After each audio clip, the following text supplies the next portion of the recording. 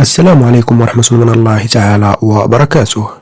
أخي المشاهد، استمر إلى النهاية لأننا في هذا الفيديو سنتطرق إلى المنتخبات المتأهلة إلى دور 32 وكذلك طريق كل منتخب نحو النهائي وجدول المباريات، أي موعد وتوقيت كل مباراة على حدة حسب التوقيت المعمول به في جميع الدول. قبل ذلك المرجو الإعجاب بالفيديو وترك تعليق والاشتراك في القناة وتفعيل زر الجرس كي يصلك كل جديد.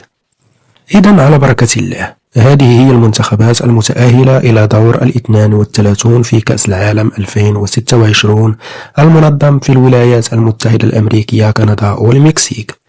ما رأيك صديقي في المنتخبات المتأهلة؟ وأي من المنتخبات عمل مفاجأة؟ نمر الآن إلى الطريق نحو النهائي. إذن كما ترون هذا هو طريق كل منتخب نحو النهائي. أي مسار تراه الأسهل؟ وأي من المنتخبات خدمتها القرعة؟ وأي من المنتخبات تراه سيذهب بعيدا في طريقه نحو النهائي؟ والآن نمر إلى جدول المباريات.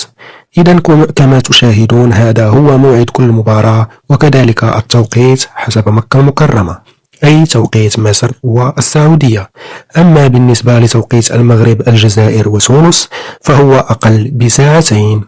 في نظرك من سيكون المتأهل إلى دور 16 عن كل مباراة؟